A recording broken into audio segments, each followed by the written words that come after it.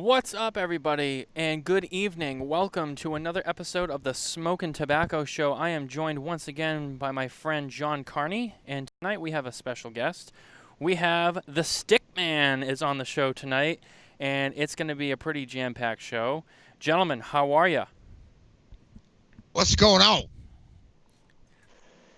Good evening. Glad to be here. Happy Thursday night from Miami. We got coronavirus going on down here. We got a hurricane in the way.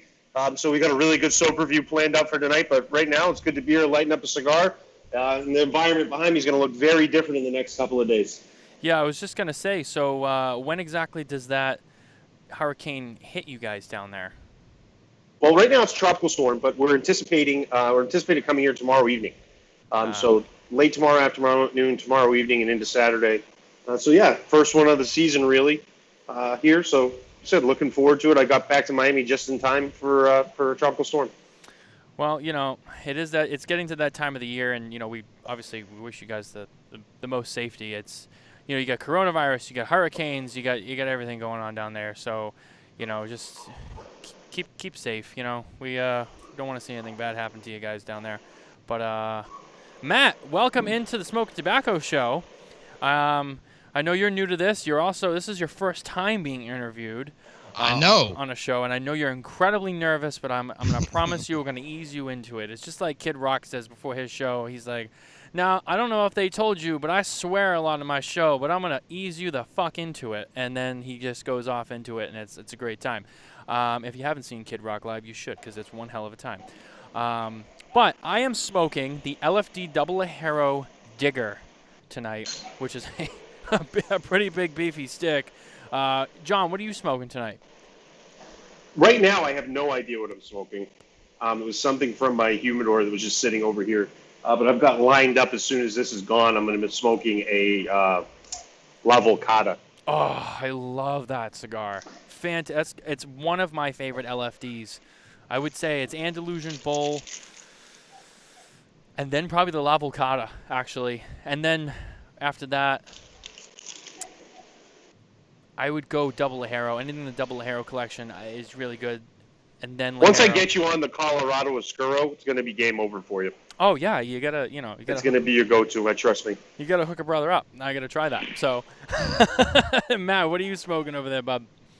Well, you know, you guys know that I'm not necessarily. I don't necessarily jump on the Fuente train, but I'm smoking the Eye of the Shark. Oh, so, it's a fun stick. Yeah, I'm getting ready to light it up right now as we speak. Well, by the way, so the show we were on last night, the Cameroon tobacco on that, was described by Brad as dry and peppery. So I want to know the dry and pepper that you're getting from that, if that's what you're experiencing. And the wrapper doesn't look very oily either. No, and you know, and that surprises me because the Beast, as I so eloquently referred to him about, I'm shocked that he said that because I don't get any oil from this. I tell you what I do. When I smoke a Cameroon, I'm a big, you know, AJ Fernandez makes some okay sticks, but I love the Cameroon, the New World Cameroon. And I tell you, I get a lot of dried fruit. I get some nutmeg. I get a little bit of spice. But I love the Cameroon wrapper. Yeah, delicious wrapper.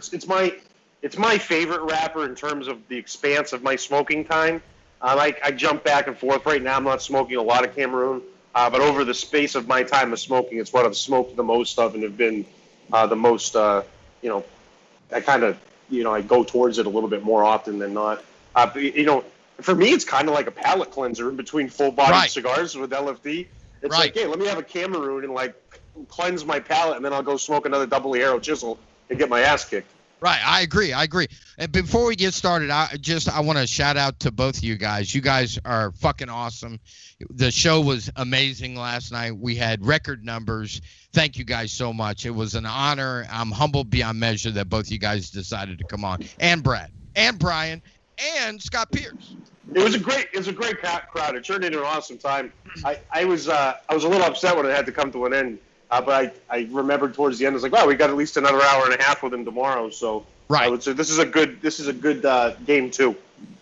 Well, I also, thank you for having me on. I was a little late to the party, but I had some things to straighten out, and luckily I was able to do that, and I was happy I got on. It was a good time. Good conversation. Fun show. I would do it again. So let me know next time you want me to come on. I'll be around. Yeah, fantastic. And thank you for coming on with us tonight. It's been the week of Stickman for us because we got 2 shows in there. I know, and I'm going to tell you something. We were talking last night about the decline in business. I don't know what has happened here in Mississippi, but in the last 3.5 weeks, I'm up 81%. And that is incredible. And that's a big shout out to I think a lot of cigar shops don't realize that all we are is 4 walls without the client. Right. And, they make us, they build us, and they help us grow. So, for everybody that's watching from the Stickman Army, man, I love you. Thank you guys so much for your support. And I thank you for supporting every cigar industry thing going on. The Smokin Tobacco, Jon Carney from LFD, some of the greatest cigars that I've ever smoked. And I'll send you your money a little bit later there, John. But, yeah, I'm stoked about tonight, man. I'm excited. Well, like I said, it's always a good time. It's pretty fun. We don't get too serious, but at the same time, we keep it centered in. So, we have a lot to talk about tonight. Well, one of the things I do want to touch on, a little bit of smoking tobacco business right in the beginning. We have been running a giveaway this week on Smokin Tobacco and Smokin Nicole, and I am proud to say that we do have a winner. We had a bunch of entries. But the winner of our giveaway is Covered by the Sun on Instagram. So if you're watching the show, Nicole will be contacting you with your shipping and all that information. So congratulations to Covered by the Sun on Instagram. You are the winner of Smokin Nicole's 1,000 follower giveaway. Now, before we move on, I want to announce we're having another giveaway because Smokin Tobacco is getting close to 2,000 followers on Instagram, and I decided that I would be giving away a bottle of the highly sought-after Eagle Rare Bourbon. This is one of my favorites. It's very delicious, so if you are watching and you want to win some Eagle Rare, I know it can be hard to find, guys, so this might be your chance. This will be going up soon in the next couple of days. There also will be some cigars in that package as well. We haven't decided, which ones, but when the post goes up, you'll know. So some cigars, but most importantly, a bottle of Eagle Rare Bourbon Whiskey. That's going to be the next giveaway. So keep an eye out for that. Let's do a 5-pack of Andalusian Bulls and an Andalusian Bull ashtray. Yeah. And I'll tell you what I'll do. I'll do a 5-pack of the Truth Serum, and I'll include 1 death bucket. Boom. Yeah. Are we going? Yeah, all right. So you heard it here first, guys. This is going to be a badass giveaway. So stay tuned because there's a lot at stake here. So check it out. I'm hoping to get that up sometime, maybe this weekend or by next week. So keep an eye out for that because it's going live soon. All right, so gentlemen, now that is out of the way, we can talk cigars. We can talk a little bit of business. We can get to know the Stickman a little bit more. So Matt, tell us a little bit about your store down there in Hattiesburg, Mississippi. Well, I learned a lot. I had a shop in Ocean Springs, Mississippi, and that was like the pilot, of everything, what to do wrong and what not to do right. So I learned a lot in 4 years, and we decided to venture out and look for a different place because I wanted to grow. I wanted to be a little bit bigger. I was in a strip mall, and all the things that say cigar shop says stay away from strip malls.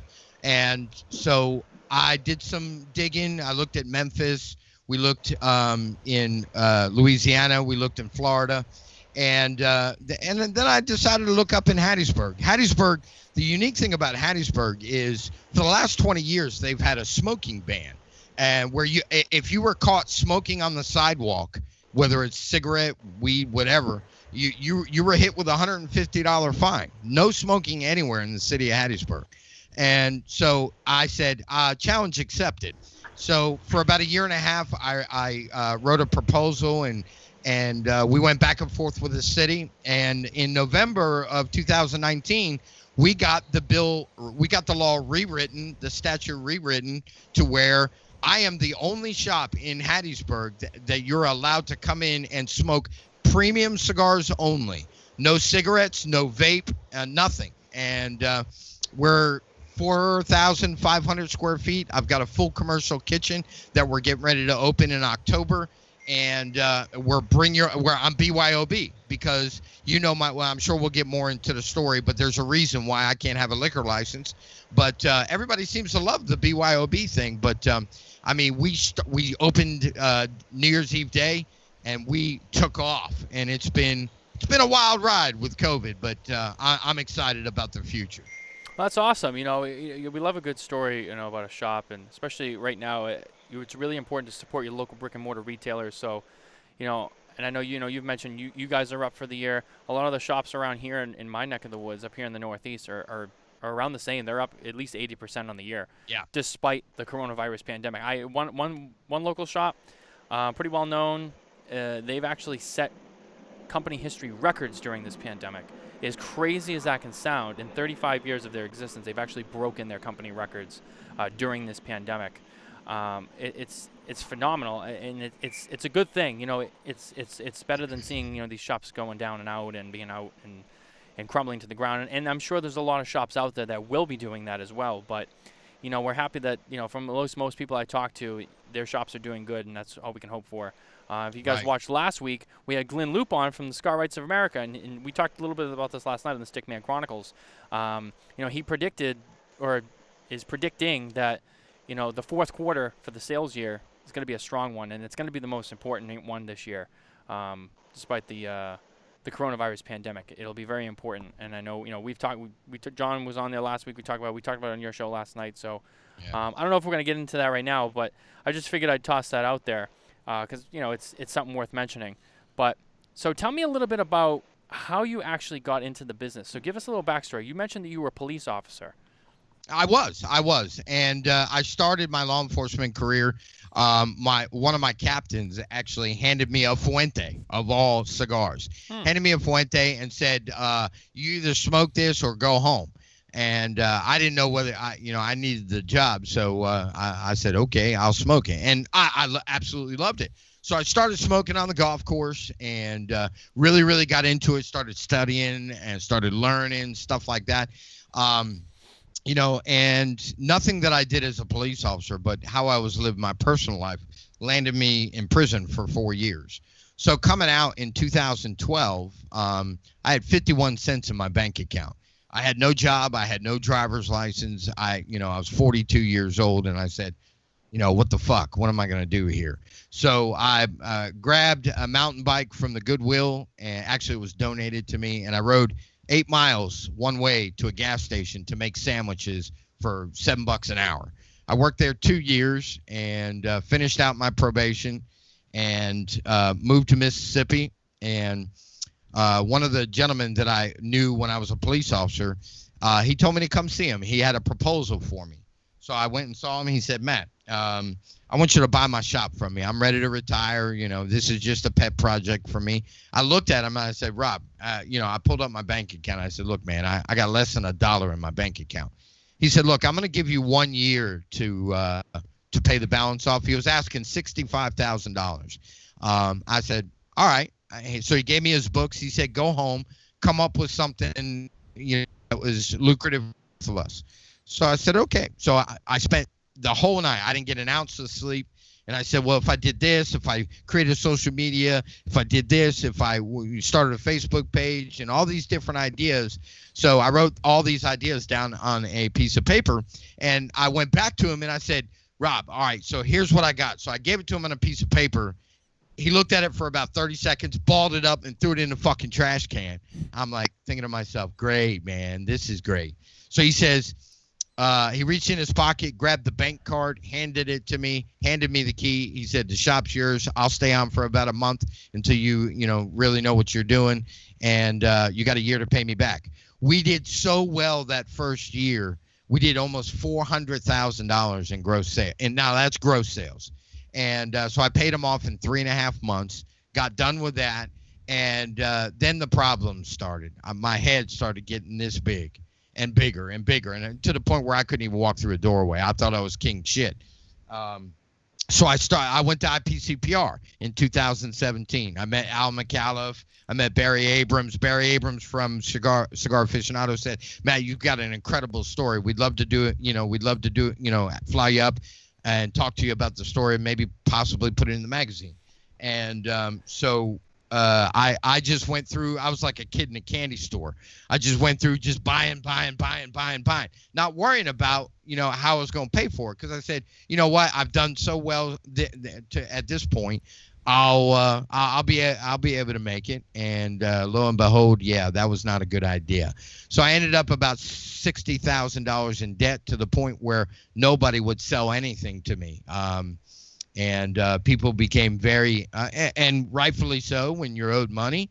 I mean, that's not a good position to be in. And but I didn't quit. I didn't give up. And over the last 2 or 3 years, I continue. I've taken that $60,000 debt to less than 10. And whether I've paid people $25 a week or $1,000 a week, I don't run from my debt. I can only do what I can do, and I can get it done. And I moved up here for a better opportunity, and that's where we're at, man. And we're just moving forward.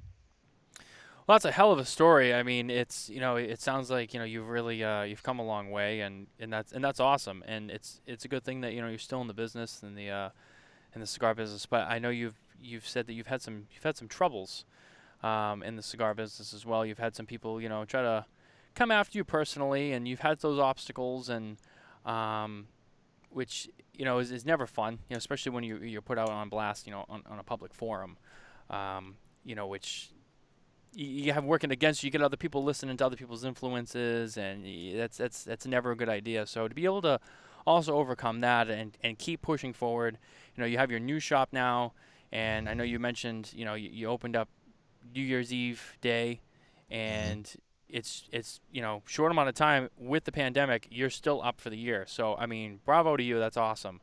Well, it's due to guys like Carney, guys like Gabby Caffey, guys like Glenn Loop, guys like Scott Pierce that stand behind and say, Matt, you know what? We don't care what you did in the past. We care what you do now, and as long as you learn from your mistakes. And I don't look at my mistakes as downfall. I look at them as opportunities dressed up in work clothes. And so that's all I focus on. The people, and I'm not here to bash anybody. So not because I'm being a pussy, because I have no problem calling them out. But you know what? I've learned over the last year that the problem in this industry is we have so many haters. So I developed a new slogan. My slogan is, hustle until your haters ask if you're hiring. And I live by that motto. And so I'm not going to call anybody out. But, yeah, there are some very well-known people in this industry that have posted all my criminal past and tried to get their followers to get me out of the business. But, man, I've told them, and I'll tell them right here, let me take my glasses off. You're going to have to kill me to get me out of this business, because I ain't quitting. That's one hell of a slogan to live by, I have to say. I like that. I haven't heard that one before. That's cool. I like that. So tell us a little bit more about. I'm not going to get into a lot of your past, but tell us, So how old were you when you became a police officer? I was going to say, yeah. Coincidentally, we have your criminal record here. We'd like to go down the list one by one. Hey, look, nothing is on. I want your viewers to know that we talked before the show, and I told you, Matt, nothing is off limits. You can ask me anything you want. Your viewers can ask me anything. It doesn't matter. Nothing is off limits. All right. Well, I mean, if you want to put it that way, I mean, you can feel free. What is it that put you down, that changed your whole life? So here's what it was. I had at the time I had a girlfriend that bought me a 350Z, and she financed it in her name and gave the car to me, and I promised to make car payments. Of course, I didn't make the car payments. And I didn't want the car anymore because I wanted a motorcycle. So somebody approached me and said, I'll buy the car. So I sold it for half of what the balance was owed on it. And I knew better. I knew that it was wrong, and I didn't care. I wanted what I wanted, and that was the type of person I was. If you looked up the word narcissist in the dictionary, my picture was probably next to it. So I did that, and they charged me with theft by deception in the first degree, which carried a 20-year sentence.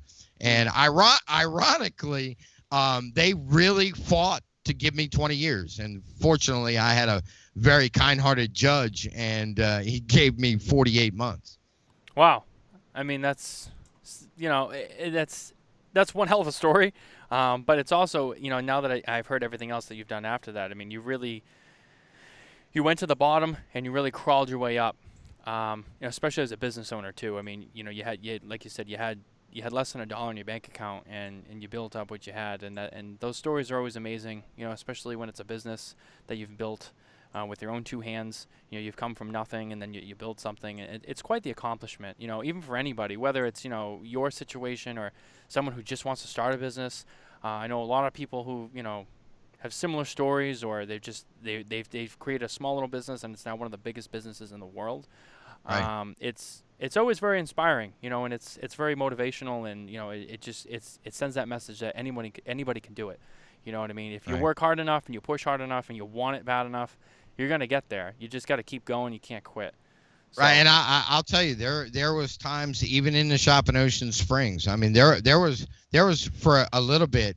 I had realtors that, because I had to find a place to live. They were like, "You're a criminal. I'm not going to rent my house to you." So there was a time that I had to live in the shop and take showers in the bathroom, and this may be a little too much information, but my whole thing is, there was times that I sat on that couch at 2 or 3 o'clock in the morning with a handful of Tylenol. I said, "Man, I'm done, man. This world sucks. I'm out." And thank God that God gave me enough strength to not quit and not give up, man. yeah, no, it's awesome that you kept going and you kept pushing forward, and you didn't give up. And unfortunately, there's a lot of people who do, and it's pretty sad. There's people who just they find they lose that will to continue and fight on. No matter what their battle is, no matter what challenges they face or whatever their situation is. But you kept going, and that's awesome. How long were you actually a police officer for before you were off the force? A total of 13 years. Yeah. Yeah. Yeah, that's a good amount of time too. So what are your plans now going forward? Now that you've come to where you are now, you've overcome all your challenges, you've learned everything you have learned in the industry, and you got yourself set up for success. What are your plans for the Humidor at Hattiesburg? What's the next thing that you want to tackle? Well, that's a great question, and the first thing that I want to make sure that I always remember is I want to stay humble, and I want to stay grounded, because without my clients, without my customers, without people like you, I'm nothing in this industry. Right. It's only because of great guys like Jon and you and Glenn and Gabby and all these people that I've mentioned that keep me focused, keep me grounded. And what the Humidor here has in store in the future. We're opening we have a full commercial kitchen, so that's the next step. And of course, because I'm a convicted felon, I can't own a liquor license. So we're going to keep the BYOB, and people seem to like the BYOB. And I'll be honest with you, it's better for me because I don't have the fucking liability. That's true. And you know what I'm saying? I was going to say the financial side of it's great, but I mean, in reality, it's a whole hell of another problem on the liquor liability. It's such a less headache, and then you don't have to decide when to open and close because people are driving away drunk. There is positives from it, obviously on a revenue standpoint, but there's a whole world of other issues that come along with it. Look at me, Matt. That bug ain't gonna bother you, man. That was a bee. It was coming right at me, and I was like, I gotta shut that shit down. I almost grabbed my iPad. I was like, no, I was gonna swat it with that. But yeah, no, I mean, it's a good point. Less liability. You get into when it comes to bars and liquor licenses and liquor businesses. There's a lot more involved. Then you got to worry about bartenders and that whole thing. I know I've talked to some people who've talked about having a bar added to their cigar lounge, and it's a whole nother industry that now you're adding to one particular industry. You're going to mix the two, and it's a whole nother thing to get into, and it's a lot more to add, and it doesn't sound like you're the kind of guy who couldn't handle the work and figure it out.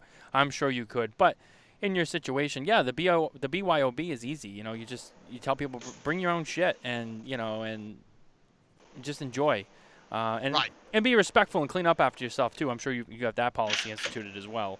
Well, yeah, I do, but sometimes it's not always followed. Some people like to take advantage of the situation too, which is unfortunate. And we've had this conversation, John and I, and John was, in this conversation on another show not too long ago about, the etiquette that takes place in a cigar lounge.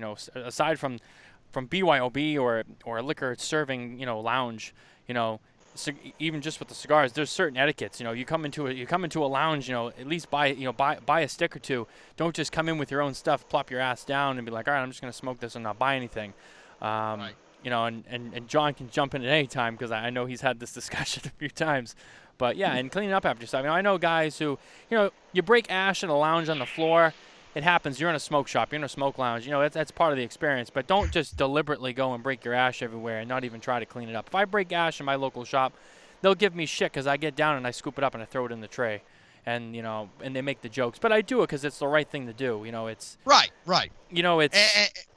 And it's funny that you say that because I we've had a lot of discussions on my show about cigar etiquette, and one of the things that I think that we have done, and one of the things that I think the cigar industry, the cigar lounge criteria is going away from is I think we're missing the mark because I'll give you an example. Cam Newton, I've met him twice. I've been to his shop, and it's a club atmosphere. I mean, you got people dancing on the tables, shaking their ass, doing twerking, whatever. That's not what a cigar lounge should be. A cigar lounge should be a place to relax, a place to be able to hold a conversation. You want doctors coming in to be, or attorney, whatever.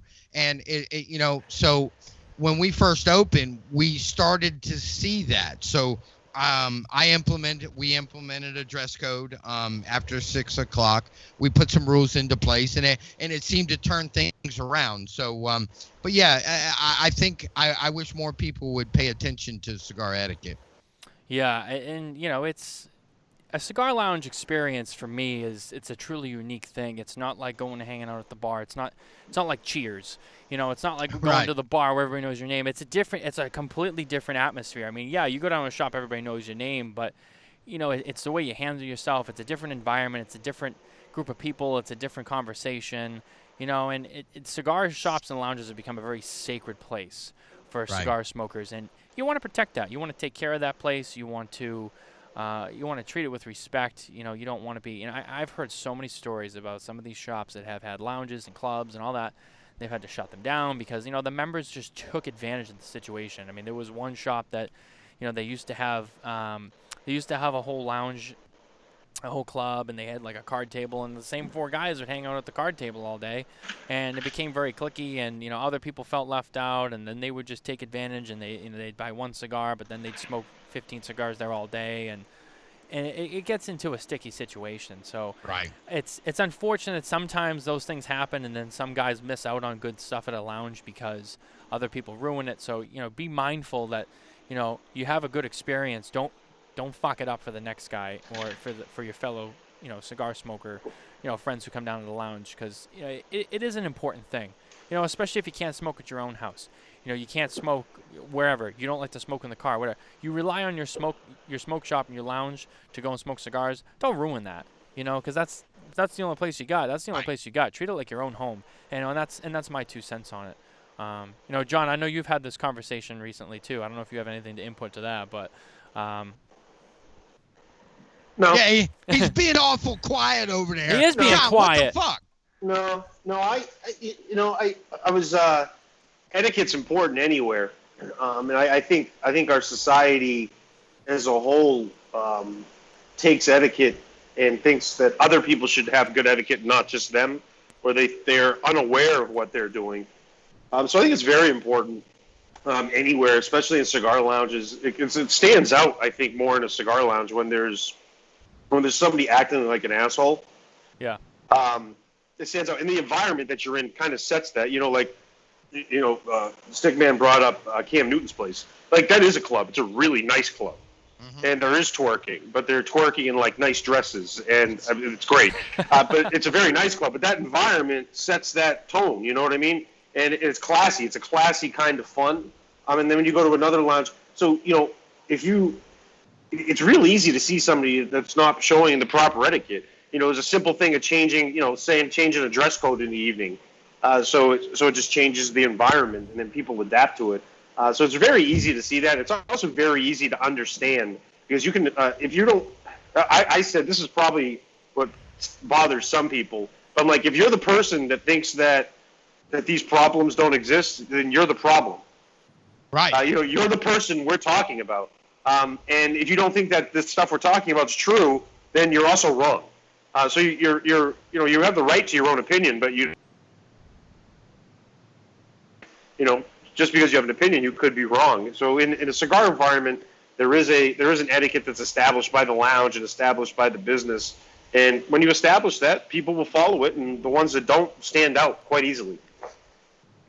Yeah, and that's one thing that I think is worth mentioning. Every cigar lounge is different. I mean, you have small lounges. You have places like Twins, the 724 Lounge, which is a great place. You have Cam Newton's lounge that I haven't been to, but there's club. You have all the Burns by Rocky Patel. I've never been to any Rocky Patel's Burn lounges. I don't know if either one of you have. John, I think you've been to Burn before. I've been to all of them. Oh, you have. I will tell you, Matt, and look, I love Rocky, I love Nish, but I will tell you that it was the most disappointing experience that I've ever had. The customer service, absolutely fucking horrible. Really? Absolutely horrible. Which one did you go to? Or were they all like that? Yeah, in my opinion, I've been to 3 of them, and I won't mention where they're at, but they were all like that, and that's a shame. And it was just the customer service that you didn't like, or was it? Yeah. Here's my thing, and John, correct me if I'm wrong. When you walk, if you walk into a cigar shop, the way I train my people is you go into the humidor with them, you offer some suggestions, you listen to what they have to say, you learn their palate, and then you make recommendations and then let them shop. And but it was just like you're a number or you're a dollar bill when you walk into those lounges, and I was incredibly disappointed. Yeah, the environment's beautiful. I mean, they're immaculate. Yes. There was no. Now coming from I don't want to be critical of a competitor by any means, and I have a good relationship personally with Rocky. And I respect what he does for the industry. Obviously, we have difference of opinions from time to time, and whatnot. But coming from a bar and restaurant background, I think the customer service from that aspect, and I don't know if this is because of the business that they do, but I feel like they're just understaffed. Yes, I would agree, John. I feel like I they're agree. Short-staffed. Yeah, I go in and it's at night there's one bartender, there's like one server, and there's one person working the humidor, which maybe that's what the business on that night works for, but that does make a difference. So in my opinion, from being in there, and it's also challenging to staff places like that because bartenders tend to think they can go to the next job and just make as much money, and they jump from place to place. So from my opinion, it was when I've been there, they're immaculate, they're beautiful, the cigar selection's nice. Their director of their humidor business is a good friend of mine, Brett Harrington, and Rocky's been kind to me over the years, but my judgment on that is coming from my business background entirely outside of cigars. When I walked in there, I'm like, this place is understaffed. Right. I agree. Yeah, so another thing, sorry, I lost my train of thought there. Shit, that happens sometimes, unfortunately. I had a great topic that I was going to say. Anyway, so an update on my cigar. I am smoking the LFD Digger Digger, and so far it's amazing. This cigar draws really well. It has a lot of flavor. Big stick, too. I expected it. I don't know why, and it's not that I think, bad on LFD or anything like that, but just, given its size in general, I don't know why I expected it to be a much tighter draw, but this actually draws phenomenal. It's pretty loose, lots of smoke, and it's very enjoyable. I would say if anyone sees this and they feel intimidated by the size, don't. This cigar is fantastic. But speaking of La Flor Dominicana, so Matt, one thing we do on this show is John started this trend of what he calls the soap reviews. Now, this started on his personal Facebook towards the beginning of the pandemic, where he was traveling through airports and he was sampling the soaps in the bathrooms as he went, to pee and wash his hands and whatnot after that. And it has become kind of a mainstay on the show. And I actually sent him a bar of soap when he got up to Maine, where he was staying during the quarantine for much of the last 4 months. And he reviewed that, and now it's become this thing where he reviews soaps. And we're going to incorporate it in the show, and I think John's getting ready to do that now. So I'm gonna focus the attention on him, and I'm gonna let him do his soap review live from, I guess, his bathroom.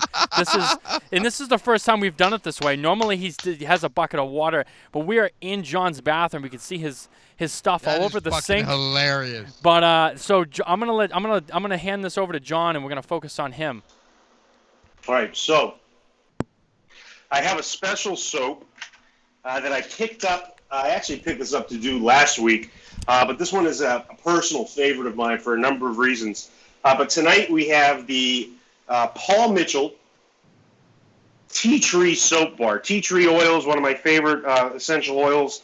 I've religiously used the tea tree hair shampoos and conditioners when I've had hair. I've been bald most of my life. But the Tea Tree Paul Mitchell Soap Bar, I don't know how the soap's going to perform. However, I do know I'm going to enjoy the smell and I'm going to enjoy the experience. So for those of you that have used tea tree oil before, it has a kind of a menthol soothing scent to it and kind of a mixture of woods and pine at the same time. Essentially, tea tree is what it would be. It's a tree. So it comes from the tea tree. The oil comes from a tea tree, hence it being called tea tree oil. But anyway, this is a tea tree bar soap, Paul Mitchell. Real nice.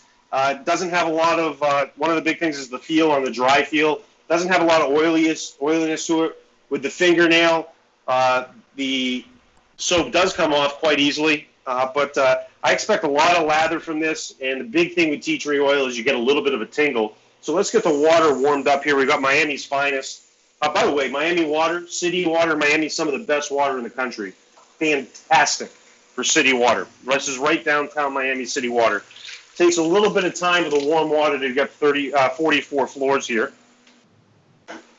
But here we go.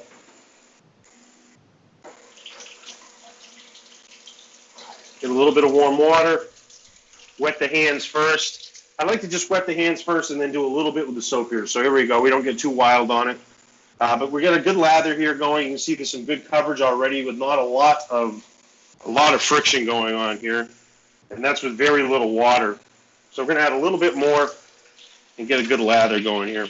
Now, the big difference from this, the last two soaps that I've done on the show have been all natural homemade soaps. One of them was made from someone's kitchen. So we didn't get a lot of lather on that. That was essential oils. It was more of a waxy type base. This here has got a lot of suds. And the smell on it's very strong, but not overpowering. You can definitely get the tea tree oil. Now, when you use tea tree oil or tea tree shampoo on your hair, you will get a tingling sensation, which is also kind of what I'm getting here on my hands. Your hands are a little tougher, so you tend to not get that sensation as much, but you can feel it. Letting it sit there for a little bit. The coverage is nice. It's not too oily.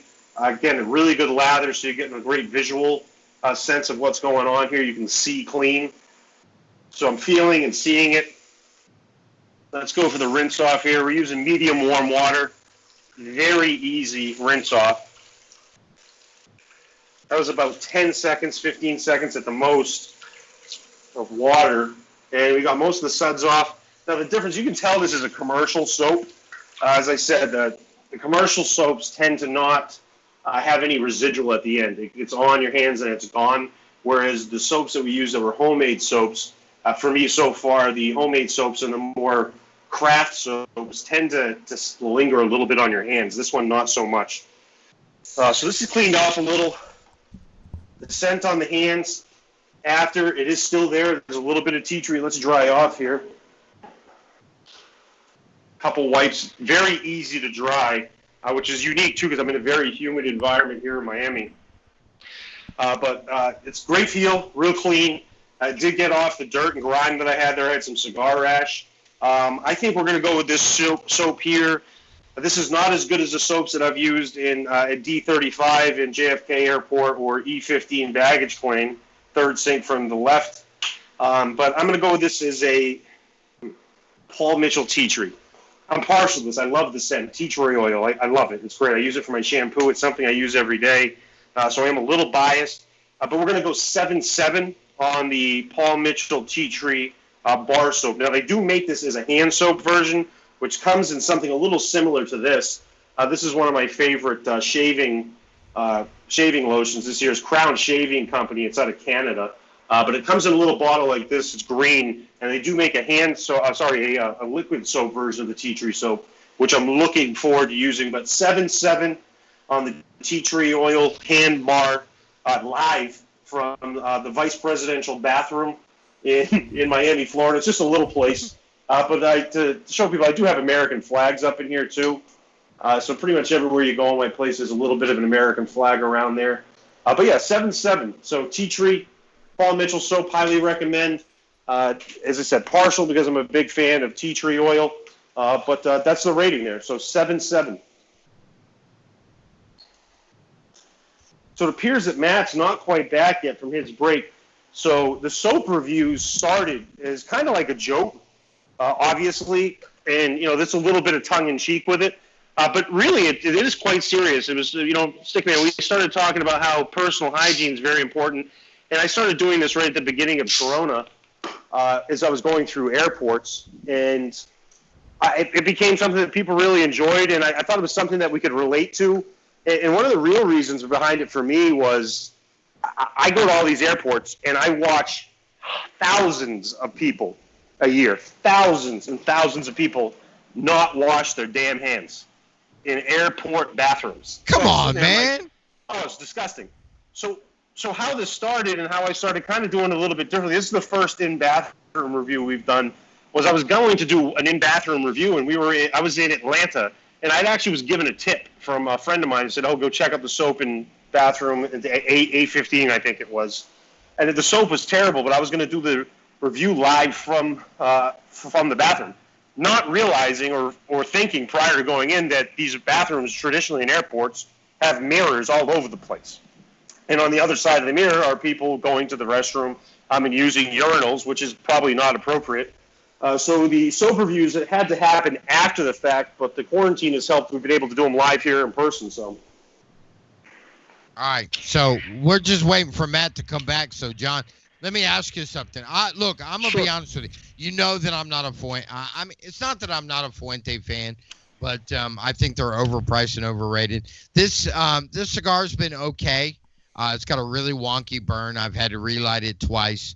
Now, in its defense, I've had this, I've been talking, but I get a lot of flavor from it. So I'm enjoying it. I have to be honest. I am a Fuente smoker. I enjoy Fuente. I specifically enjoy their Cameroons. The biggest thing for me with Eye of the Shark is I tend to smoke quick. I tend to smoke fast. And my challenge with the Eye of the Shark is I smoke through it so quickly because it's not a big cigar. It's essentially a square box press. So I tend to smoke through it really quick, and I have to remind myself to slow down when I smoke that cigar so I don't just burn through it and it doesn't affect the flavor, because a high-intensity burn on a medium-bodied or more milder cigar, which that's medium-mild, I think, is going to traditionally burn a lot hotter. So when I get with that cigar, when I have the Eye of the Shark, I probably had 10 of them. Every time I smoke one, I make sure to remind myself to slow it down and take my time with it. But yeah, I've been a fan of that product. And I think it's a great smoke. And for me, as I said, I'm a Cameroon guy, so anything with Cameroon wrapper is great. But Matt, you missed it. The Paul Mitchell Tea Tree Soap 7.7. I'm partial to it because of the tea tree oil, but it ended up getting a 7.7.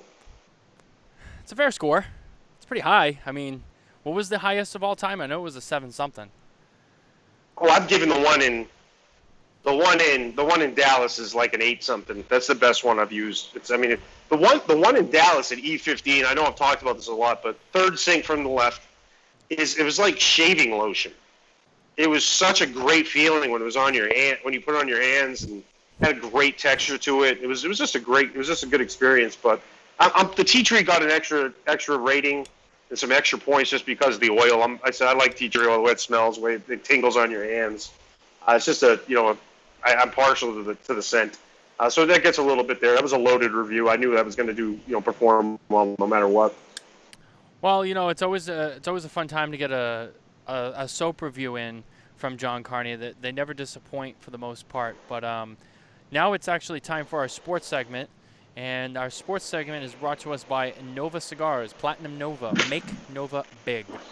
So a couple of things came up this week in the news. We'll go football first, and then we'll go baseball, concerning mostly coronavirus-related things. But a large number of New England Patriots players have opted out of playing this year out of fears of the coronavirus. I know Dante Hightower was one of them. And I'm reading now that there are more and more players have decided to also opt out as well. I have to say, I kind of saw this coming, and this is going to be a league-wide thing. I'm sure there's going to be a lot more players across the league who, as we get closer to the football season, we're going to see some players decide they're going to sit this one out, out of fears of getting sick. Now, kind of to tie this in, we'll talk about this separately, but in kind of a related note, baseball has started again.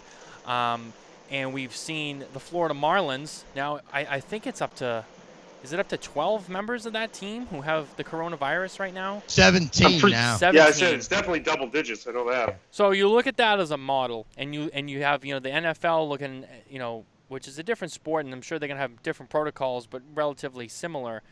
You have those players going, all right, so these guys are kind of the first ones to go through the wall.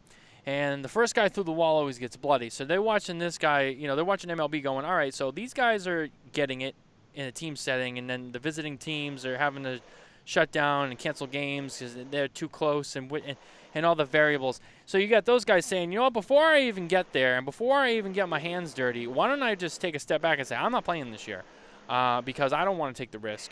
And I don't want to get into it. And I'm sure there's other players who are like, there's people have different opinions on it. There's people who are like, well, I don't really care, or I don't believe in it, or I'm not afraid of it, and I don't care if I get it. And, whatever their excuse is, there's going to be players who play, but then there's going to be players who are like, well, I'm not going to play because I don't want to get the virus. So, we've had the conversation about football before, but now that we're actually seeing this begin to happen, what do we see, or what do we predict for a football season with a mass exodus of players? Yeah. So my concept with this is, one, obviously the players have the right to make that decision, and I respect that. And that's just something, the players get to do what they want to do. We live in a free country. Whether you like it or not, if they want to kneel, they can kneel. Whether you think, if somebody thinks that's disrespectful, that's also their prerogative of well, and whether I agree or disagree with that's irrelevant. But it is their choice not to play, and it's their choice to do what they want to do. But here's my thing with this: the NFL right now. So tonight, one of the reasons I've been quiet is I'm a big NBA basketball fan, and tonight's the first night of the NBA return. So there's an NBA game on right now, and then the Lakers and Clippers are going on at 9:00, which is gonna be really cool. And the NBA's product.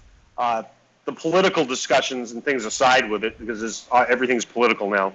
But the NBA product is awesome. They've got them in that little dome, the little bubble. Essentially, they could call it the bubble, which is them all at Disney World. They don't have all the teams there. They were closer to the middle end of the season. And they got a really good product. There's not a lot of fans in the stands, so they got better camera angles. You're watching 7-foot dudes like close up. It's really cool. So it's a cool product, and I've really been enjoying it, and I think it's going to be a good thing for the NBA. But with the NFL is the only league that really hasn't been affected by this because their season was over when this happened. Right. Baseball, NBA, hockey, as the major sports, were all going on while this happened. You forgot about golf. And golf. But that's that's an individual sport. With take the fans on, you're good to go. But the NFL is the only one that has been affected. So my basic synopsis of this is, why is the NFL hurrying to start the season? Why don't they push it back 2 months? The NFL is king when it comes to sports in the United States. If they push the season back 2 months, that's 2 more months where there might be a vaccine, because we're getting close on a vaccine, it would appear. And I would like to think if the NFL has as much power as they have, they could maybe have some inside track of what's going on with that.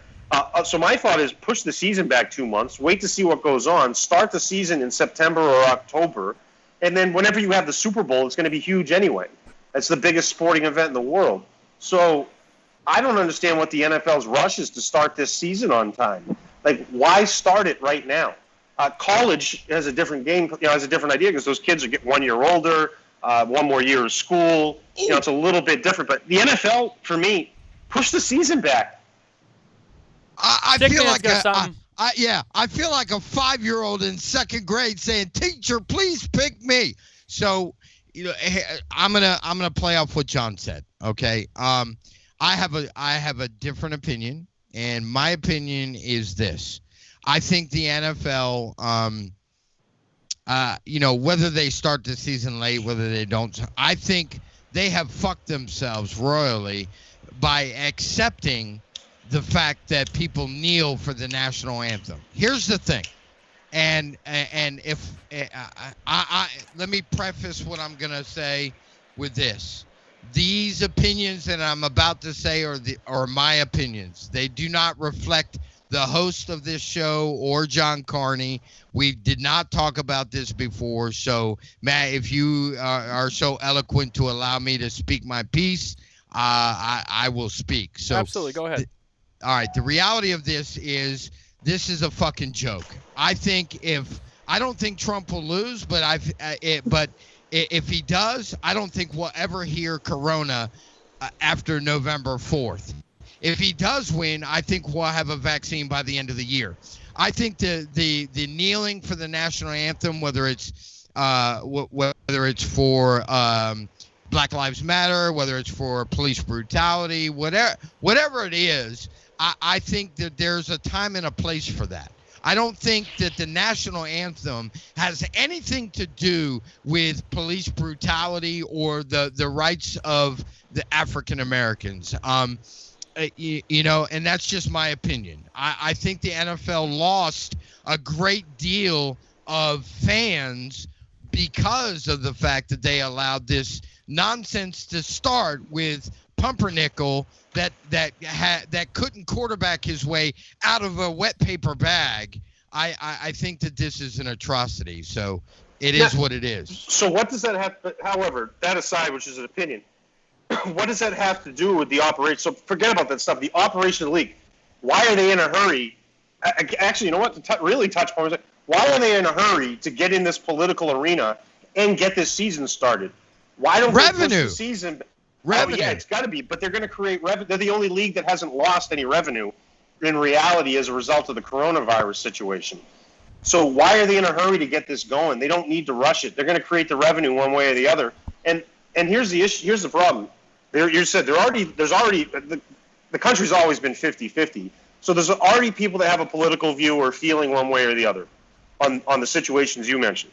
On top of it, there's also a large group of people now that have an opinion about coronavirus, especially players who are opting out of the season.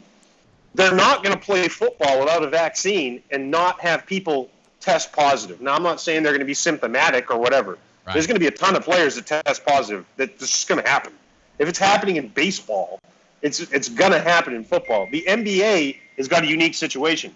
There's like 20 players, mate. There's like 20 players, including the practice squads and coaches on each team. These NFL teams have hundreds of people that are involved in it. They're going to test positive. I just don't understand why they're in a rush to get the season going, in a rush to make a political statement, in a rush to get the season started. They're going to make their revenue whenever they do it, and they can start the other season whenever they want to at the end of the next year. So if they start the season in October, Super Bowl's played in April or May, the next season can start again in August.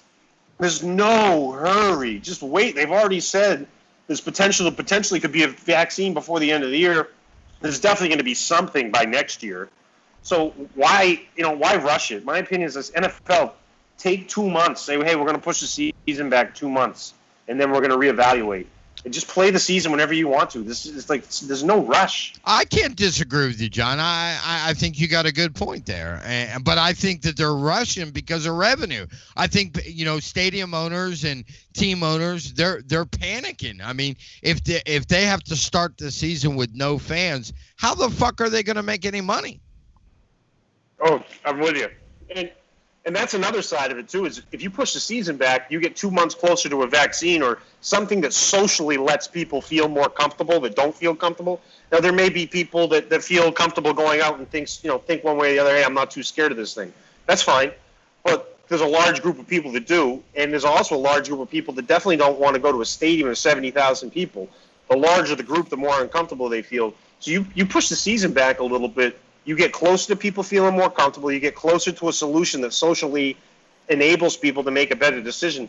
I just don't see the NFL needing to rush it, and especially since there's seasons going on right now. There's basketball, there's baseball, there's NASCAR, there's golf. NFL, do the right thing. Push the season back. Let stuff blow over. Let the political climate simmer down a little bit. Let the coronavirus situation get handled a little bit better. Have more information, and let these other sports play right now and figure stuff out for you. Let college football go off and see the challenges that they may have and learn from it. You're the NFL. They have a chance to make a big deal out of this and do something that could be better for them. And there'll be people that be like, oh, it's stupid, they canceled it. Yeah, well, you know what? That same person is going to think it's stupid if somebody's doing something else or whatever. They have an opinion one way or the other. I say push it back because that's your best chance to get fans in the stands and get things going. Okay, I can't disagree, Matt. Yeah, look at me. I'm trying to take over. Hey, no, it's all good. You're a fellow broadcaster. You know what it's like. Basically, it's the revenue. I've seen it myself firsthand. During the day, I spend my day job as an electrician. I spend it, at Fenway Park. So I've seen that firsthand with Major League Baseball and everything that they've been doing on the internal side, to get a season going. And it really comes down to their revenue. And I think for most of them, it's that TV. And my takeaway is, the TV money is going to be the cream of the crop since there's no fans there. But the NFL especially, they make the majority of their money already off of TV. So they're going to want to get games on TV. And all that advertising and all that ad revenue is still going to be important. All these other issues aside is one thing. As long as they can find a way to, I would say their biggest thing is create an environment where they can keep the players safe so that they want to play, the ones who do want to play, so they can put a game on TV, put a product on the field, and that's really the only thing that's really going to be their saving grace. My prediction, I think that, without the fans in the stands, that's going to be an impact, obviously. I think the NFL will see less of an impact because, like I said, they already make the majority of their revenue from TV. Versus, I think baseball is, for an example, is the opposite. They play 162 games a year, selling tickets. I know that there's a certain percentage that every team has to pay the league on all their ticket sales and whatever in the whole breakdown. I'm not going to get into it on the air, but I know a little bit about that. And so, not having that coming in for themselves and then not be able to take that and give the portion to the league, everyone's going to hurt there. And I'm sure the NFL has a similar situation, but I just feel like the NFL won't be as affected in terms of revenue for this whole thing, as long as they do play all their games. They play all the games. Now, the Super Bowl, something like the Super Bowl, yeah, there may not be a grand Super Bowl this year. Everyone's there. It's a halftime show. It could be a very minimal. It could be a very weird Super Bowl. I don't think so, man. I don't think so either. I don't think so either. I think that, like I said, I think there'll be a vaccine before the end of the year, and I think 2021 is going to blow up as far as any retail business. But, that's just like, opinions are like assholes. Everybody's got one. Most of them stink. Mine smell like flowers, but that's too much information. So. Yeah, no matter how you look at it, it's an unknown. Regardless, because, everything right now is, and we've said this about everything, everything's kind of day to day. So, and I've caught a little bit of the NBA, like John has mentioned. I've seen some of it. I've seen, I think I saw some clips of a Celtics game that they were playing down there. It is an interesting concept, I will say. He is right. The experience on TV is much different. It's very interesting. I like how, because they don't have all the fans there, they pretty much just have it all screens around the court with whoever the home team is. They put all their graphics up and whatnot. Coincidentally, they don't have that. They actually have the screens up with fans on the screen sitting in seats. So I must have saw. And it's sponsored. Yeah, it's sponsored. You saw preseason. The scrimmages. It's sponsored by. It's awesome, dude. It's like watching a video game. It's sponsored by Michelob Ultra, and then the home team. The home team's graphics are displayed onto the court. The stadium sponsor is, so like right now, New Orleans is the home team, and they have the Smoothie King logo on the court. And they also have the sounds from the stadium. That's the home team. So right now we have the New Orleans Pelicans, like defense sounds, their offensive sounds, their music tracks. The fan noises in the background. Wow. It's really friggin' cool product. And I know there's some people that aren't big basketball fans or aren't pro basketball fans. It's a cool friggin' product, and I'm looking forward to the next game, which is, again, it starts at the end of this game because it's all played in the same place. The place is going to look completely different, but it was played at the same place because it's going to be a Lakers home game. Yeah. That's weird. It is weird. It's a really different way of watching a sport. And I'll be honest, I haven't noticed there are fans there. Like watching it on TV, and I think NBA is a sport that's a pretty good product in person. Football is much better on television. It's made for television. Baseball is better in person because on TV it's long and challenging, and you can miss boring stuff. And fall asleep It's and boring. yawn. It's tough sport. Yeah. But basketball has always been in between, where it's been like, it's good in person and it's okay on television. The television and production value of the game right now, it's cool. Yeah, that's interesting. And it was funny. I saw something earlier today. It would appear that the Toronto Blue Jays will be playing a lot of their home games from Nationals Park down in D.C. And it was funny. Someone posted a video at Nationals Park. They played against the Nationals, who were actually the visitor in their own home ballpark, and they played all of the Blue Jays pregame screen stuff. They have their own like Blue Jays song or whatever. They're playing the Blue Jays like "Let's Go Jays" song that they have on the board at Nationals Park against the Nationals. It's like the weirdest thing you've ever seen.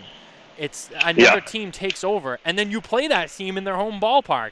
Very weird, very weird. Imagine going to Fenway and it's a Yankees home game, and it's all Yankees at Fenway Park. It's like it's something you never thought you'd ever see, and hopefully we'll never have to see that. But regardless, like you said, it's different. And I agree. From the little bit that I've seen of the NBA, it seems like they are doing a very good job at putting together games and putting together their product for presentation. And like you said, NFL is something that's really made for TV. I'm really curious to see how whatever an NFL season looks like come the end of August. Yeah, I'm watching your chat and I'm looking at Sean Greenlee says Matthew would make a killer pro wrestling manager. That's hilarious. You would. Yeah, you're like Jimmy Neidhart right now. Yeah. All you need is a megaphone. Right. And welcome Oscar Rodriguez, the owner of GTO Cigars. Gabby Caffey, a very dear friend of mine. Steve Saka is watching. Steve Saka, what's up, brother? Yeah, we actually have a question in the chat from my friend Agnes, and she said that she was at a beach and a lot of guys were smoking cigars, and when asked if people were bothered by them, she said not really, and she said her question is, do you find public places generally not friendly for cigars? What do you guys think? Look, John, I'll let you handle that first. I don't have a lot of issues from time to I'm generally in a smoker friendly environment. Here in Miami, it's just kind of part of the culture. The cigar smoking down here is it's a melting pot of different cultures. So I've never had huge issues. I mean, like off and on, I'll have somebody if I used to smoke physically in my apartment, and I stopped just to not be rude to people. But I'll have a couple little altercations every once in a while. But I tend to not have people bother me. And to me, it's really about etiquette. Like I won't light up if there's a bunch of people around just for the sake of lighting up because I just know what it's going to do. But if I'm on a beach and I'm smoking a cigar and somebody comes up to me, hey, it's not illegal. If it's not illegal, there's no regulation on it. I can smoke it here and I'm outside. Well, it's bothering me. Well, you know what? Your sun lotion from your aerosol spray bottle bothers me. Right. So and I've said that before, but in environments where it's not illegal, I know where I'm going. I know the laws. I know the regulations. So I try to not. I try to be a good representative of cigars. Like it's real easy. Like for me, another one. I get it, but I see these people that take pictures a lot and they post online in front of the no smoking signs and they're like, "Screw you, no smoking." I'm like, that's really not what we're really wanting to do. I get it; it's cool, freedom. But I try not to do that kind of stuff too often, just because I just don't want to get into it. And I want people when they have a cigar smoker around them, if they interact with someone again, to have a positive view on it. And think that we were nice and understanding of different views on things. But I will get into it from time to time, though. I mean, don't get me wrong. And I can't say that I disagree with John, but my approach is I give an example. I'll go over to the Beau Rivage and drop a few $100 on a roulette table, and I'll always have, like, when I light up a cigar, the infamous I'm like, and they'll look at me and like, can you put that out? I'm allergic to smoke. My first response is, why the fuck are you in a smoking casino if you're allergic to fucking smoke? Yeah. So what I'll do is I'll put the cigar that I have out, and I'll light up a Gurkha Ghost. Well, prior to what Kassid, the ridiculous comments that he made and then professed that his Facebook account was hacked, I won't touch a Gurkha now. But, you know, you know, my thing is I will respect someone in a restaurant. If a restaurant allows smoking, I'm not going to light up when I'm eating, because I wouldn't want somebody to light up when I'm eating, you know. I'll go out on the patio or whatever. But my thing is, this is still the United fucking States of America. It's still 100%. A free fucking country. I'm going to do what the fuck I want to do. If I want to drink bourbon, if I want to smoke a cigar, I'm going to fucking smoke a cigar like Robert De Niro in the fucking movie theater and just laugh my ass off. Well said. Well said. I love having this guy on the show. He's very wow, so much fun. I'm glad you came on with us tonight. Really, man. It's just I love his answers too. They're so colorful and energetic.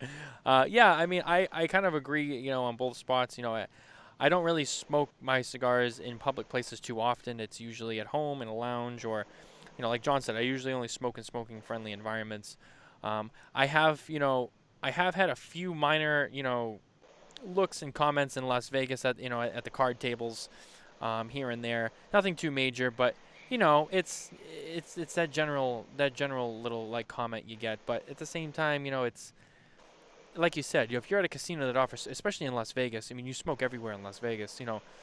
By the way, it's not hard to find a non-smoking place. Right, right. Same thing. Almost everywhere is non-smoking. Right. So if you're in a place you know it's smoking, just because all these other places are non-smoking, doesn't mean that. Hey, I have this one safe haven that's here, and, you know, I've had it at a casino tour. I lit up a cigar, and the dealer was like, "Oh, you know, that smoke bothers me." And I'm like, "There's ashtrays at the table." I was like, "I'm not trying to be mean." I go, "But there's ashtrays here." I go, I respect your opinion. I go, "But I'm going to smoke the cigar, and I'll try not to blow it in your face, because that's disrespectful too." But, like, you know, hey, this is one little safe haven, and we know where they are. And, you know, when I'm in my safe havens, or I'm at a place where I know I can smoke, I'm going to do it. Yeah, there was one time that I was at the Wynn in Las Vegas. I was sitting at the blackjack table, and while they were checking my license, I was lighting a cigar, and the pit boss was standing there, and he was like, "Oh, do you have to, like, blow this? Do you have to blow the smoke over the table?" And I'm like, "I mean, I'm not doing it intentionally. I'm just here. Technically, you know, a casino. You're a paying customer. You're sitting right at the table. You know, you're giving the money, whether you're buying something or you're just giving the money. You're a paying customer. I'm a paying customer in an establishment, and you offer the service of me being allowed to do this. And I'm not trying to hurt anybody, but it's available to do, so don't complain." Right. Yeah, you know, it's a little. And I don't get into it. I don't make a big fuss over it. I just, you know, I be low key about it, and I just try to, you know, downplay it and make it go away. Because at the end of the day, I'm not here to fight with anybody either. Sorry, I'm reading a comment. This one's actually from my mom. My mom said, "The stick man is not fake. He says it how he feels. I hate fake ass people." I love you, Susan. I love you, Mom. You're awesome. So yeah, I mean, that's generally her crowd. You know, those are the people she rolls with. She's not a very censored woman, so she definitely likes this guest. And right, and Matt, I'll tell you that you're a better person than me, because, you know, I think that's what's wrong with this fucking country is we keep erasing the line in the sand and moving backwards and backwards and backwards. Why don't we fucking draw a line in the sand and saying, this is what I will do and this is what I won't do. And if you don't like it, then go to fuck somewhere else. Simple as that. It's just like people, if you don't like cigars, don't come to my shop. Simple. If you don't like cigars, go to another roulette table.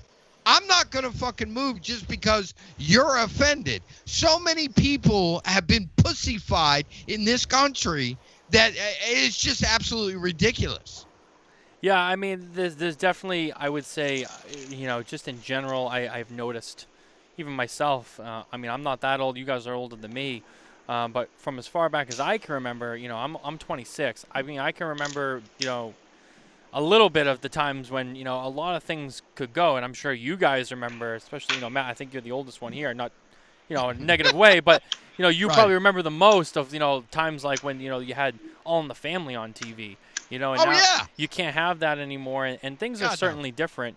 A lot more people have voices, and a lot more people, I would say, what's the right way to put this? I would say people give in more nowadays to other people's, feelings and comments and concerns, and it's, unfortunately, there's been some things I think that have been a little overblown, and things have been taken away because just I don't know.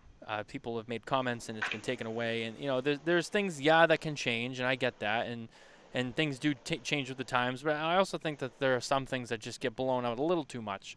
And people try to take away things that it's like, really? I mean, but unfortunately that's just the day that we live in now. That's the era that we live in. And I hate to say it, it's only going to continue. It really Yeah, is.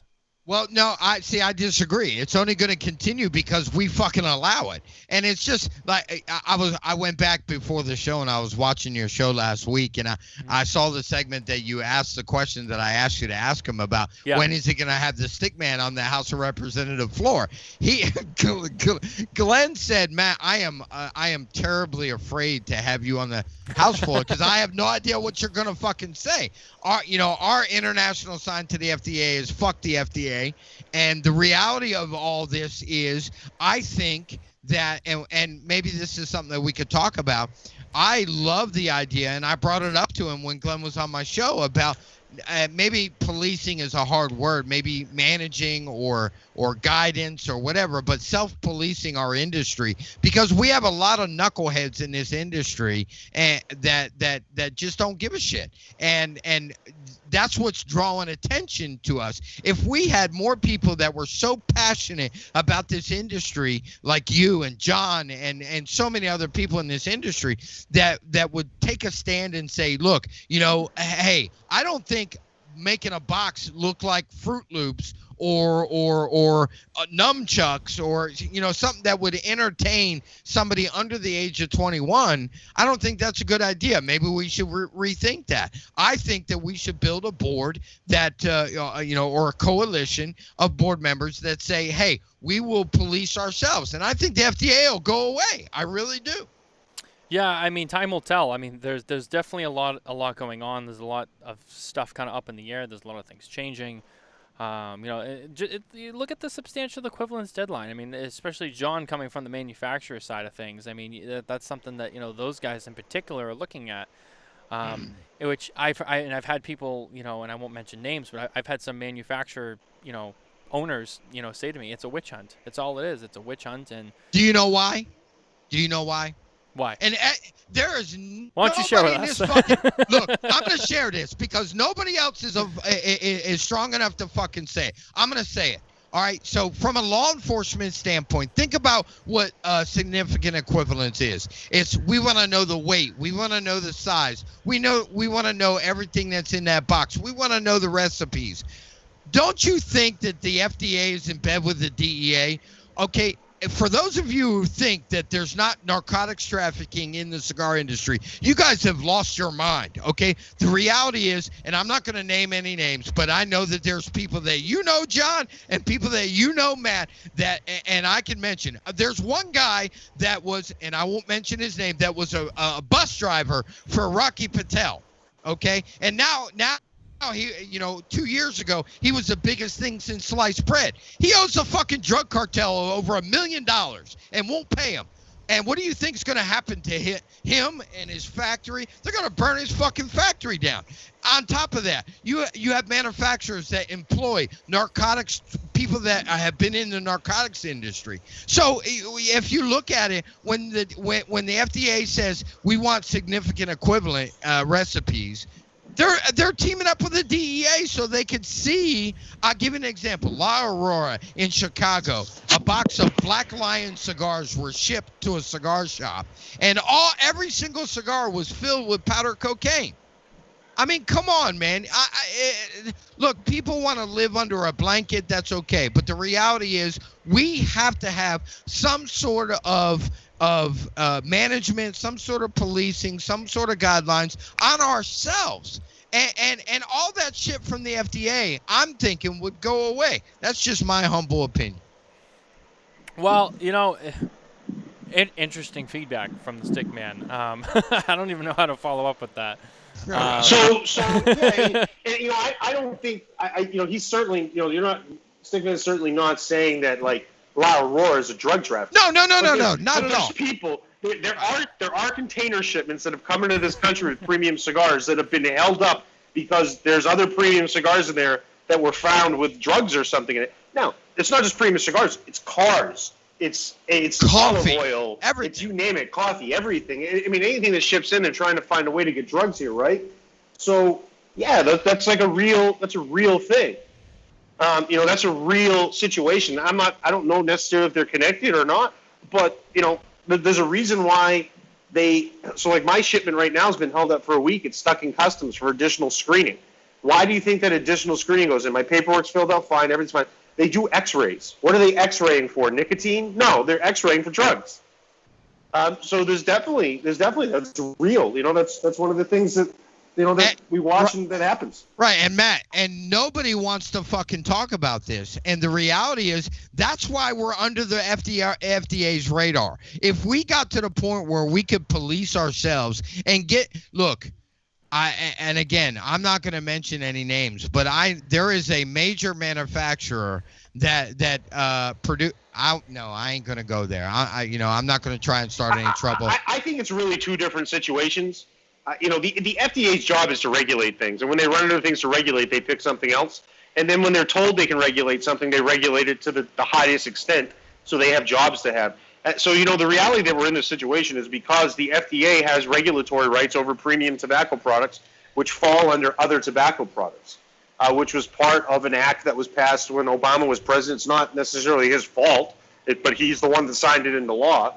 So you look at that. So that's why the FDA is honest. But obviously, the residual things and residual effects, 100%. Absolutely. There's other things that go on because of that. But the reason we're under the FDA thing is because they're told to regulate, and that's what they do professionally. And when they're told to regulate something, they ask for more funding. They create more jobs. Government gets bigger. The overreach gets bigger. So, that's really why we're at where we are now. So I think there are two situations that are somewhat related, but not a result of one or the other, or cause and effect, essentially. And I respect John's opinion, and I somewhat agree with him, but I'm still saying that I think that if we did, there is a major manufacturer that his right-hand man was part of the largest narcotics cartel in Nicaragua, and he's still employed. And so why do you think that of course they're going to fucking look at us? We got to start drawing the line in the sand and saying, hey, it's not about the money. It's about the passion of this industry and the fact that we want to protect the industry that we love. Simple as that. This as Ron Burgundy would say, wow, this escalated quickly. I'm always open to a good theory and a good story. But don't you think at the same time, the self-policing, like when you're self-policing to an extent, I hate using the word self-police because it's not really that, but self-regulation or whatever, there's not enough people that would care to do it the right way. I agree. John, you're exactly right. right. I'm not gonna freaking ID people. Like, what are you, an idiot? Like, ID people. It's that simple.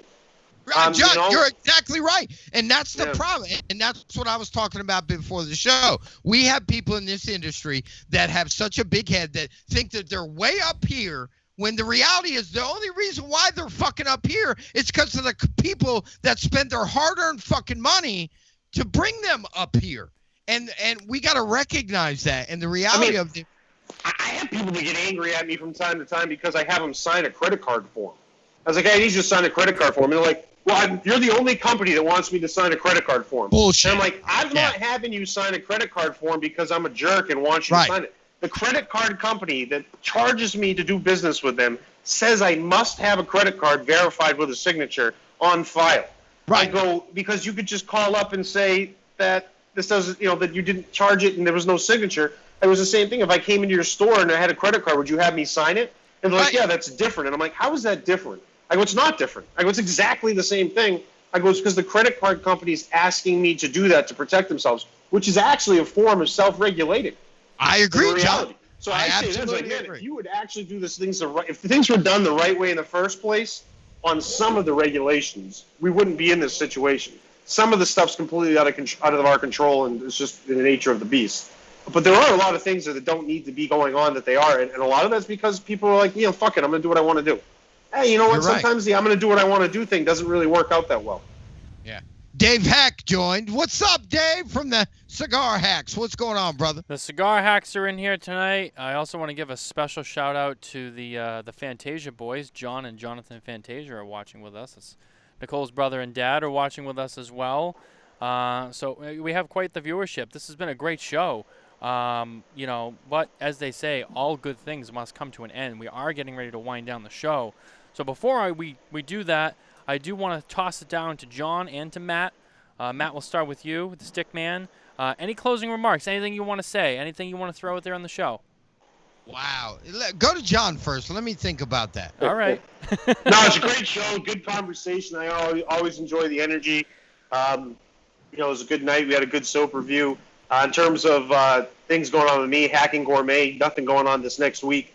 But there may be a special coming up over the weekend in conjunction with McAuliffe Cigars and Hacking Gourmet.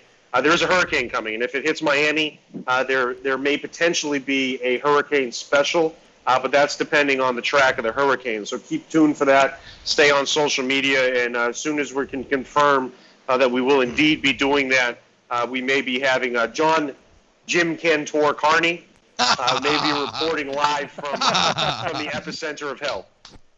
That's hilarious. I'd love to see that. So for those of you who are part of the Stickman Army, thank you so much for watching. And if you guys are interested in another great show, this is an amazing show. So make sure you follow Smokin Tobacco, Jon Carney, Matt Tobacco. But I've got a new book coming out. The book is called The Dark Side of the Leaf. And if you want to know more about what we've been talking about tonight, the book comes out sometime in March or April of next year. And but I will have in December 1,000 copies, and I'll actually sign it. Not that my fucking autograph is worth a penny, but I'll actually sign it for you. So if you get with Matt and maybe do something in collaboration with his show, I'll sign it and I'll send it to you. But it's a very interesting book. It's about my story, how I grew up in the tobacco industry, and all the things that I've learned, the people that I've met, both good and bad. And it's a hoot, man. It's a hoot. Yeah, I was gonna say I would love to get a signed copy of that book from you. That sounds like an interesting read. I gotta get my hands on that. We'll have to talk about that. Absolutely. Also, I could see I know we were gonna wind down the show, but I have so much I have to read off here now. I see more of the hacks are in here. Rick Kellerman's in here. Mike Morocco's in here. The hacks are saying they want to get on. They want to get on the show. So. Yeah, to the hacks, you guys are welcome. You guys can come on the show. I'd love to do a show with you guys. That is something we can work on. That is a good group of guys. That is the first. Oh, absolutely. The first podcast I was on. Yeah, we had Dave on the show several months ago, and he's an amazing guest. Yeah, fun group of guys. I have to say that was the first show I was ever on. That's really what gave me the itch to keep going with this. I have to give them the credit for that. A shout out to those guys. They're a great bunch. Just a bunch of hacks talking cigars. Can I put a promo out for the Stickman Chronicles? Go ahead, do it. All right. So for those of you who are interested in another great show, the Stickman Chronicles, my show, we are live. We just started season 4, and these cats were the premiere episode of season number 4. We started last night. We had a great show with both Matt and John, and we're on Wednesday nights, 7 p.m. Central Standard Time. You can find us on Facebook. And a huge announcement is we just signed a contract with XM Radio. So we're about ready to go on XM Radio. We'll have our own channel called the Stickman Chronicles, and our very first guest is going to be Howard Stern. So I can't wait for that. That's going to be fucking awesome. Hell All right. So now that you dropped that bomb on me, I mean, I'm a huge Howard Stern fan. Hey now, I listen to that show every day. That's pretty badass. I don't know how you swung that, but Well, holy hell, that's look, pretty look, badass. I'll tell you. I wanted to save that bomb for your show. I was gonna say it last night, but I wanted to save it for you. And the reality is this: I had a conference call with John Maxwell the other day, who is the senior vice president of XM Radio. Yeah. And he said, Matt, look, I want to sweeten the pot a little bit. I got 3 people that want to say hi, want to say congratulations. And so the first cat comes on and he says, "Hey, look, man, although I'm not a cigar smoker, I just want to wish you luck. I think you're awesome. And just in case you don't recognize my voice, my name is Sean Hannity." And I was like, "What? Sean? What? What? Are you kidding me?" And then the second person came on. He was like, "Well, Matt, I know you recognize my voice because I know that you've commented on my show, and I'm definitely a cigar smoker. So next time I'm in Mississippi, I'm going to visit the Humidor at Hattiesburg. And just in case you don't recognize me, I'm Rush Limbaugh." And then the last person, he said, "You better fucking recognize my voice. You're a rock star. You're going to go places. By the way, I'm Howard Stern." So I'm super stoked. The Stickman Chronicles is going off the chain. Hopefully we're going to start sometime either late August or early September on XM, and I'm looking forward to that. Dude, I'd love to come on the Stickman Chronicles when it's Absolutely. on XM. You and Jon Carney, you guys have an open invitation. And we'll ramp it up. We'll bring the energy. Oh, we will. We'll bring our A game. Absolutely. That's sorry. So now that you mentioned that, I have to drop a couple of things. I have to drop a Baba Booey. I have to drop a Hit 'em with the Hein. If you are a Stern fan, you're a Stern Show listener, you'll know what that is. If you don't, you should just fucking listen to Howard Stern. But wow, what a bombshell to be dropped on the show. Dude, look, you got like 30 people. You got 30 live viewers on Facebook. That's fucking incredible. I don't want to fucking end the show now. I'm like, you dropped this energy. We can do overtime right now. We don't have to. Look, overtime. I'm still here. Look, I'm here I as long as you want. We got the Stickman. I mean, why end something that's going so good? I know. I feel like right now this is probably the most energy we've ever had on the show. I mean, talk about some. Like I have so many questions now. Like this is. Fire away. Look, I want to address this comment that was just said Go ahead. by a guy named Brian Woodward. He said, "Dude, you should get your meth mouth fixed." So let me explain something to you. So in prison, there is no dentist, there is no health care, there is no nothing. So fortunately for me, August 15th, I get all new grill, which I need. And the reality of that is you should know your information before you say a smart ass comment like that. But it'll be fixed. So watch us after the 15th, and you'll see my John's new got grill. something to say. So coincidentally, he says you should get it fixed. You are getting it fixed. Right. So like, dude, like, yeah. So yeah, it's not like you didn't fucking know it. Right, exactly. Thanks for the update. It's already on the schedule, bro. Right. I'll send you the date and the dentist if you need it. Yeah. Right, and I love people like that love to be internet tough guys that talk all kinds of smack, but then when you see them in person and you threaten to throat punch them, they'll fold like a rusty lawn chair. Oh my God, this just went to a whole nother level I don't think we've ever been to. This is gonna be great. Everyone's gonna be talking about this one tomorrow. But yeah, holy shit, man, you really got it going on down there in Hattiesburg. I mean, I first heard you. I did my research. I'm like, all right, this guy's cool. He's got a book coming out. He's in the game, respect to that. But wow, you really are making some fucking moves down there. Look, the only way, look, scared money don't make no money, and the reality of this is, this is my passion. If you are in this, see, that's why I love John, and that's why I love you, because you guys share the same passion that I do. If you don't have passion for the industry, get the fuck out. If you're just in it for the money, you're in it for the wrong fucking reason. Yeah, I mean, that's true with anything you do. I mean, you got to have passion. You gotta want to do it. That's why I got into it. I love this industry. It started very casually for me, like it does for most people, but I got in with a good group of people, and I learned a lot of things, and I made a lot of friends, and you know, I took it one day at a time, and I have to say, even the Smokin Tobacco show, this thing took off so fast, especially during the quarantine. I mean, it was a much smaller scale at the beginning of the year, but then, you know, the quarantine happened, I was home, and I just was like, I had nothing else to do. I put everything, all my energy into it because I was like, what else am I going to do? And now I have this whole thing, and it's growing by the hour, literally. And I love it. It's fantastic. It's a great industry. My last name is Tobacco. A lot of people don't believe me. They think it's a stage name I created. They think Smokin Tobacco is a stage name. They think Matt Tobacco is like a stage name. No, you can check my driver's license. It says Matthew Stephen Tobacco. That is my full name. And as David Garofalo, who is a good friend of mine, another big name in the industry, has told me, like, wow, kid, you were really born for this industry. And I roll with it, you know, and yeah, that's why I do. I'm on a show now. I like having guys like you on. I've great friendship with Jon Carney over there, and sharing this every week, and talking cigars and smoking cigars. And you're right. It's why I do it. It's the passion. It's fun for me. I love doing it. I love when people ask me cigar questions. You know, I get the same questions every day. Oh, which cigar should I smoke? What's my first cigar? I get all the basic bitch questions, but you know what? I love it because I can share it with someone new. I can teach someone new. I can get someone else into it. You know, I got my girlfriend into it. You know, my mom even started smoking cigars. Someone who was very... What? But my mom smokes cigars Mama now. started smoking cigars? Yeah. She all does. right. She smokes the Atabey Spiritus. That's her favorite cigar. It's a Lancero. It's a pricey stick, but that's her favorite cigar. She loves that cigar. She'll smoke it all day long. She wants to buy a whole box of them. I told her the price on it. She got a little nervous, but she still loves that cigar. Yeah, funny. I mean, but Nicole, my girlfriend Nicole, you know, when she met me, she thought the cigar thing was interesting. You know, meeting someone, you tell me you're into cigars, especially as a girl, you're like, all right. So a lot of girls are gonna be like, oh yeah, I'm not really into that. She was like, yeah, I want to try that. And now she's like smoking with me.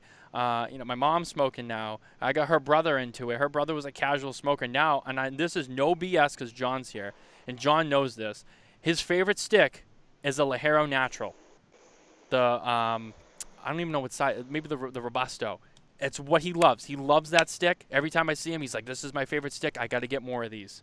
And he's commenting right now, Jonathan Fantasia, I need more LFDs. Well, Jonathan, we can get them for you. Yeah. Or you can buy them consider yourself. Jon Carney's right here. Right. Now, Rick Kellerman says, I don't know what Matt he's talking to, whether he's talking to you or me. He said, get your ass to the shack tomorrow. Oh, yeah. So they're probably going to be recording an episode of the Tobacco Shack, which I believe is in Rowley, Massachusetts. Quick shout out to them. I'll have to get in touch with those guys. I don't know. I am due to make an appearance on the Cigar Hacks. I've been trying to get down with them for a while now. It's been a while. The first time I went on with them was at I'm trying to remember where that was. I think it was up in Plastow, New Hampshire. They showed me their smoke limousine. Dave's got a whole limousine that he drives the crew around. They all blaze in there.